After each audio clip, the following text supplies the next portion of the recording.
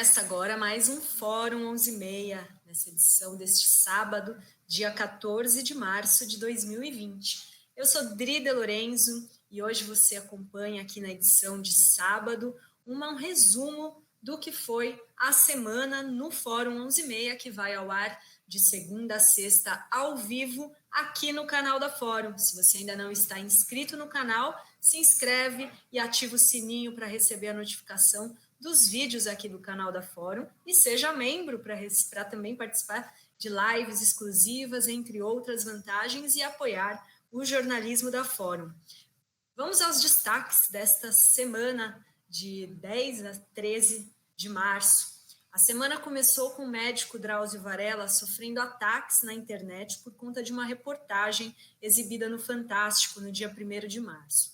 A matéria falava sobre mulheres trans que são encarceradas em presídios masculinos. Na matéria, Drauzio Varella dá um abraço em uma das entrevistadas, a Suzy, que disse ao médico que não recebia visitas há 8 anos.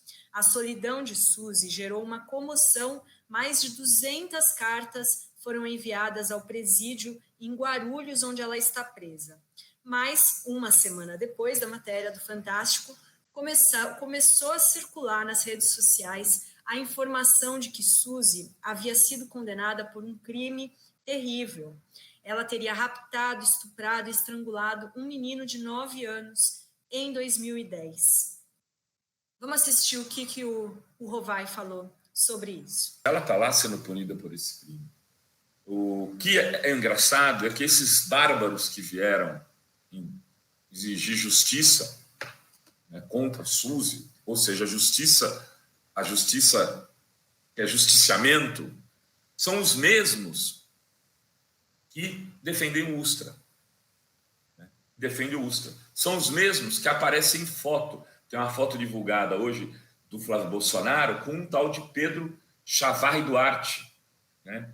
Que é de 2016, que é um cara que estuprou uma menina de 2 anos. Né?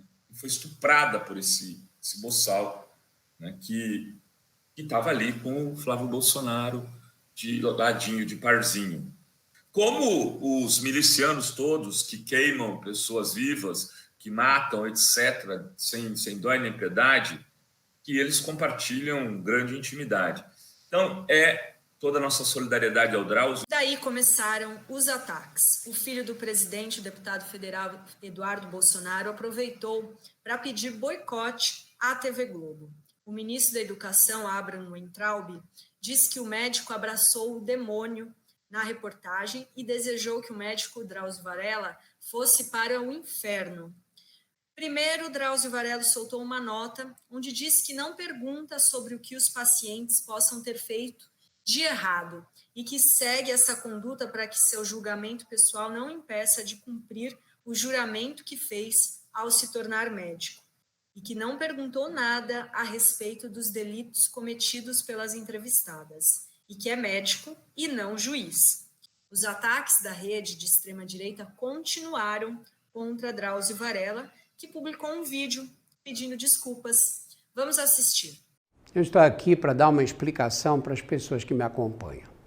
No último domingo foi revelado para o país, inclusive para mim mesmo, o crime cometido por uma das entrevistadas da matéria que apresentei no Fantástico no dia 1º de março. Não há o que falar. É um crime que choca a todos nós. Escrevi uma nota em que fui sincero ao dizer que não entrei naquela cadeia como juiz, e sim como médico. Ser médico orienta o meu olhar em todas as situações, não só quando eu estou atendendo pacientes. Faço isso há mais de 50 anos, seja no consultório, nas cadeias, nos livros que escrevi, na televisão, nos jornais e na internet. Posso imaginar a dor e peço desculpas para a família do menino que foi involuntariamente envolvida no caso. Na matéria em questão, o foco era mostrar as condições em que vivem as transexuais presas. As estatísticas oficiais indicam que a imensa maioria delas está presa por roubo e furto. A maneira pela qual a Suzy foi apresentada deu a entender que ela fazia parte desse grupo majoritário. Por isso eu entendo a frustração de quem se decepcionou comigo. Ali aconteceu o seguinte, eu terminei a entrevista, que foi uma entrevista longa, e ela ficou de cabeça baixa no fim, quando eu perguntei há quanto tempo ela não recebia visitas. Ela falou 7, 8 anos. Eu ainda disse para ela, solidão, né, minha filha? Nessa hora ela se virou para mim. Ela se virou com um olhar tão triste que me comoveu. E eu dei um abraço nela. Para quem acha que eu errei, desculpa, mas esse é o meu jeito. Eu lamento, mas assumo totalmente a responsabilidade pela repercussão negativa que o caso teve. Agora, eu gostaria de dizer claramente, e sem nenhuma chance de que eu volte atrás no futuro, que nunca fui e nem serei candidato a nada. As pessoas que estão explorando politicamente esse episódio podem ficar tranquilas. A semana também começou com uma nova crise do petróleo que derrubou as bolsas de valores em todo o mundo e influenciou na desvalorização do real, que chegou próximo a R$ 5.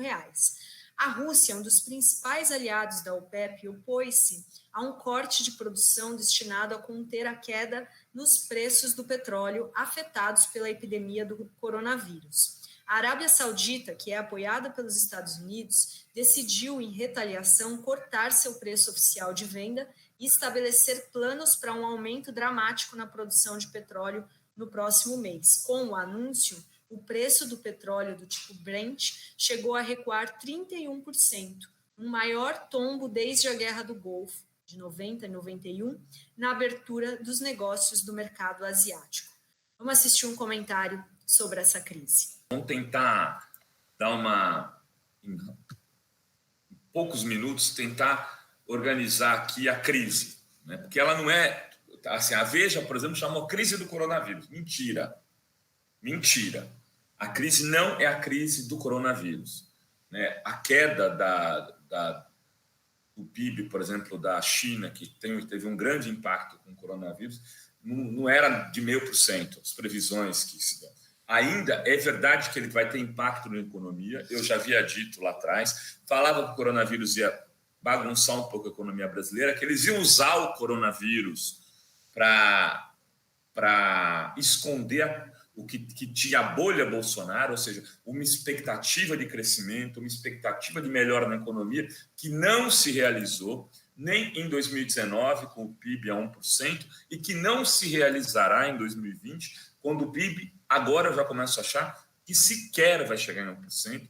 É muito provável que a gente tenha, inclusive, uma recessão, né? Uma recessão no Brasil e um PIB negativo. Já se aponta para isso. Né? Com o dólar a 5 vai ter inflação, as reservas vão à breca, nós estamos entrando num processo de tempestade perfeita por aqui. Então, por que isso estourou hoje? Porque, como um colega disse no Twitter, os preços do petróleo não se definem pelo mercado. Os preços do petróleo se definem por interesses geopolíticos. Tem muita coisa estranha aí que a gente ainda vai ter que observar um pouco melhor. Nessa semana, um vídeo viralizou nas redes sociais mostrando um grupo de policiais militares de Santa Catarina agredindo uma mulher com violência no município de Mafra, no norte do estado. Um policial dá uma rasteira em uma mulher que já estava sendo presa e não demonstrava qualquer resistência. Ao cair no chão, a mulher fica com o rosto ensanguentado. Vamos assistir. Tudo, sabe? Pode? Puxa agora. Deixa que ela vai vir. Se ela vai ameaçar também, leva a senhora também. Não. Olha. Olha ali, ó. Você machucou ela. Tá presa, ela tá presa. Tá, mas você precisa fazer isso com ela? Precisa, ela reagiu? Precisa fazer isso? Precisa? Ó, machucou uma mulher. Ó, covardia de vários polícias prendendo uma mulher que não ameaçou em nada eles. Olha ali o que vocês fizeram! Olha ali o que vocês fizeram!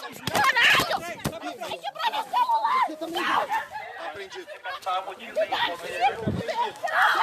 A mulher do vídeo é Silvana de Souza, de 39 anos, mãe e costureira. Ela contou que precisou ficar 2 dias e meio no hospital para se recuperar da fratura que teve na perna por conta da ação policial que aconteceu no dia 19 de fevereiro.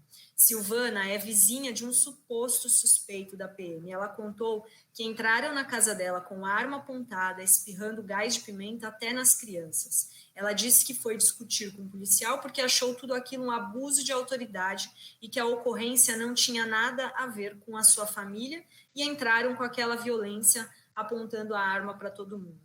No hospital, o PM disse que Silvana caiu sozinha. 2 dias e meio no hospital, fratura na fíbula e na tíbia, uma cirurgia, 13 pinos, uma platina, o rosto marcado e machucado e talvez mais uma cirurgia no tendão. A Polícia Militar de Santa Catarina comentou sobre o vídeo e afirmou que o uso da força faz parte do protocolo padrão dos agentes. Na terça-feira, o governo Bolsonaro utilizou as redes sociais da Secretaria Especial de Comunicação Social da Presidência, a SECOM, sob a gestão do Fábio Weingarten, para divulgar os atos do dia 15 de março, que pedem o fechamento do Congresso Nacional e do Supremo. A publicação falava sobre a participação do presidente Bolsonaro em um seminário a empresários brasileiros em Miami, nos Estados Unidos, mas destacava uma fala do presidente sobre o 15 de março, dizendo que seriam manifestações populares legítimas. Na imagem, uma foto de pessoas protestando usando roupas da cor da bandeira brasileira e uma aspas do Bolsonaro que dizia: as manifestações do dia 15 não são contra o Congresso nem contra o Judiciário, são a favor do Brasil. Nessa semana, a Organização Mundial de Saúde declarou que o mundo vive uma pandemia de coronavírus. Em todo o mundo, a entidade já registrou mais de 132 mil casos da doença em 123 países e territórios, além da morte de 5 mil pessoas. Vamos ver a explicação do médico e ex-ministro da Saúde, Alexandre Padilha, sobre o que significa o coronavírus ser uma pandemia. O que é uma pandemia? Né? A definição de pandemia é quando você tem uma determinada epidemia, que você tem uma transmissão consistente num conjunto de países, e nós já tínhamos, em relação ao coronavírus, há pelo menos 2 semanas atrás, evidências não só de transmissão consistente em outros países. Há 2 semanas atrás estavam em cerca de 50 países, hoje já são mais de 100 países, mas, sobretudo, a gente já tinha evidência de transmissão consistente nos 5 continentes, o que mostrava a força de expansão dessa epidemia. Então, por isso, a gente já defendia essa caracterização. O próprio Ministério da Saúde também já vinha defendendo essa caracterização. Nós aprovamos no Congresso Nacional, proposta também, inclusive, uma moção para a Organização Mundial de Saúde em relação a isso. O que muda quando a OMS caracteriza como epidemia? Você dá maior flexibilidade para a autoridade sanitária nacional dela fazer a vigilância e a suspeita de casos, independente do país de onde essa pessoa estava vindo. O que estava acontecendo no Brasil? Só para citar um exemplo. O que está acontecendo no Brasil, para citar um exemplo? Há 2 semanas atrás, no meio do carnaval, uma senhora procurou em Goiás, um serviço em Goiás, vindo da Espanha, tinha passado para o Portugal. No voo dela, tinham pessoas que estavam vindo da Itália. Então, os primeiros casos que estavam vindo para o Brasil, as pessoas tinham vindo da Itália. Chegou no serviço em Goiás e ela não tinha recebido orientação específica. Se tivesse sinal e sintomas, procurar um serviço de saúde, porque estava vindo de Portugal naquele momento, né? Inclusive, o próprio serviço de saúde não fez a solicitação do exame, porque o profissional de saúde falou assim: a gente não está orientado a pedir. Quando foi questionar o Ministério, o próprio Ministério da Saúde falou assim: não, Portugal não estava na lista de países.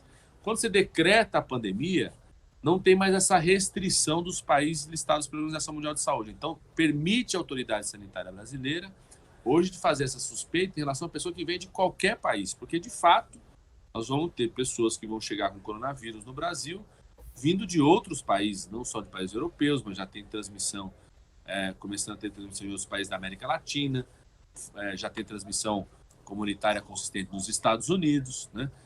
Então, o fato de declarar a pandemia permite maior flexibilidade e ação da autoridade sanitária. E também, obviamente, dá mais força jurídica, legitimidade para a autoridade sanitária poder fazer medidas de restrição. Só para citar um exemplo, eu defendo que o Ministério da Saúde já discuta com as secretarias estaduais, com a vigilância estaduais, por exemplo, a possibilidade de antecipação das férias escolares para o mês de junho, principalmente nos estados do sul, das regiões mais frias da região sudeste, né, que pode ser uma medida importante e mais consistente de bloqueio da transmissão, porque se não começar a estabelecer critério claro em relação a isso, vai começar a surgir medida meio imediata, descoordenada, como, por exemplo, aconteceu ontem em Brasília, de suspensão por 5 dias das escolas.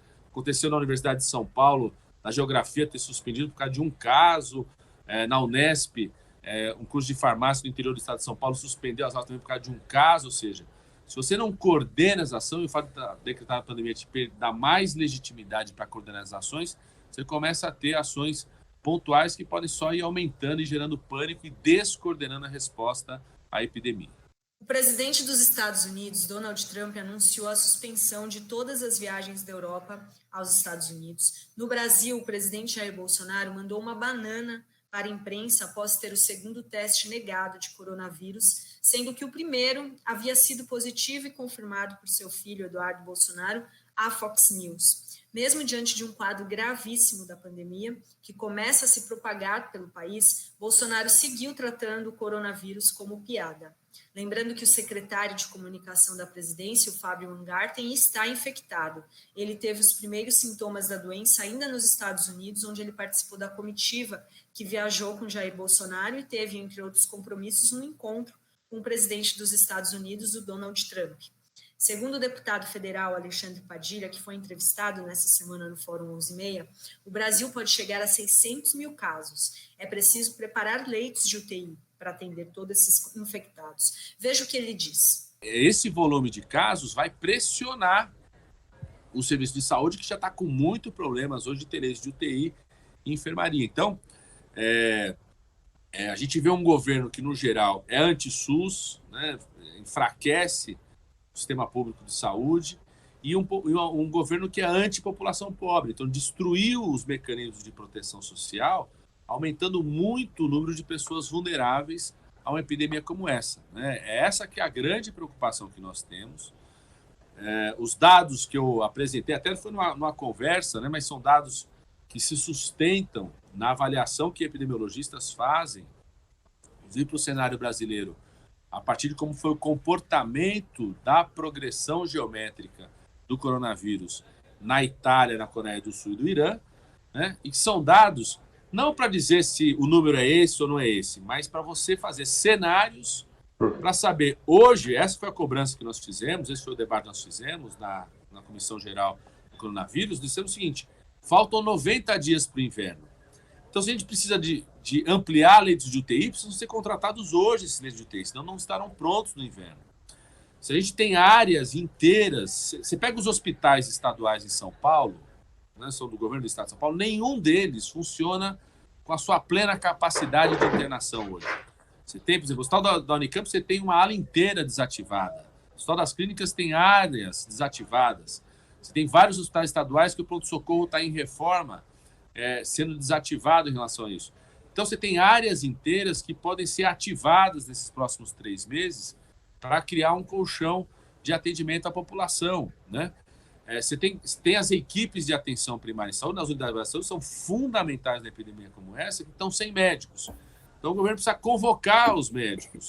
Por exemplo, tem 1.800 médicos cubanos que estão no Brasil, estão morando no Brasil, esperando uma oportunidade para voltar a atender, que já está autorizado para o governo a fazer isso desde o ano passado, e o governo não faz ainda, né? Ontem mesmo saiu um edital dos mais médicos para as capitais, para as regiões metropolitanas. É o governo voltando atrás, né? Eu brinco, né? Até falo, ainda bem que a Terra é redonda, né? O mundo dá voltas, né?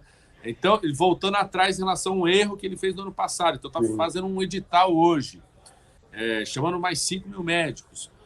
Tem que observar se vai ter médicos suficientes para compor, senão deveria chamar os médicos brasileiros. Tem vários médicos brasileiros formados nos países que estão aqui no Brasil esperando para atender, que foram retirados do Mais Médicos, né?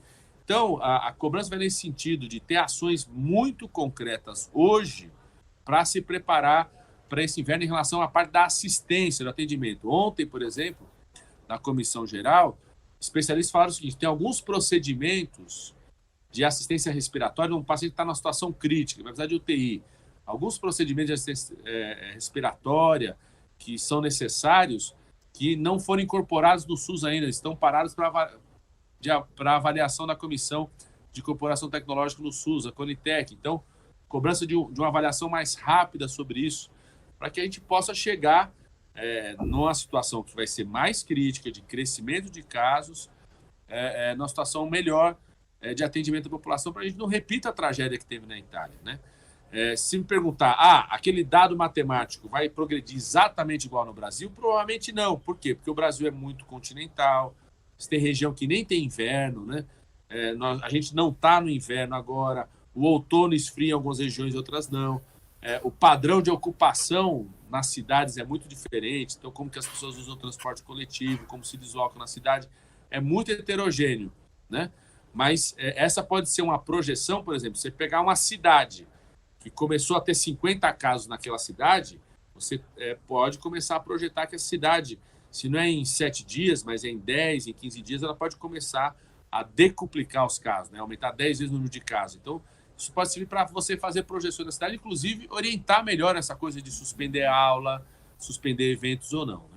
Já o ministro da Economia, Paulo Guedes, iniciou chantagens ao Congresso usando a pandemia da doença para pressionar pela aprovação das reformas neoliberais do governo.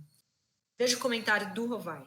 Veja o nível do ministro do Bolsonaro. Ele é um vírus que destrói a economia, que destrói o futuro do país, que está destruindo a vida de crianças, está destruindo a possibilidade de idosos se aposentarem com... Este é o vírus.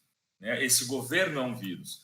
E eles, no meio dessa história toda, o cara tem a pachorra de colocar em primeiro lugar os seus interesses, os interesses dos banqueiros, dos dilapidadores da ele quer que se faça uma reforma para tirar direitos do trabalhador, né, e usa o coronavírus para isso.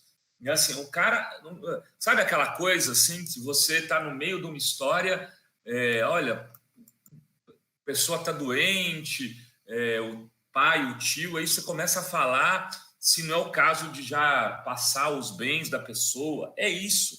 Ele está querendo usar uma tragédia para poder fazer caixa para os interesses privados daqueles que jogam o Brasil nessa lama.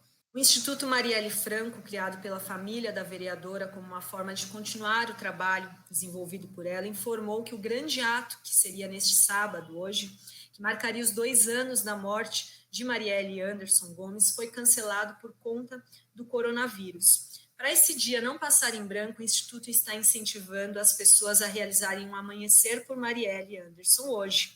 Pendure uma faixa, lenço, pano amarelo ou girassol na sua janela, laje ou varanda e poste uma foto com a hashtag Justiça por Marielle Anderson.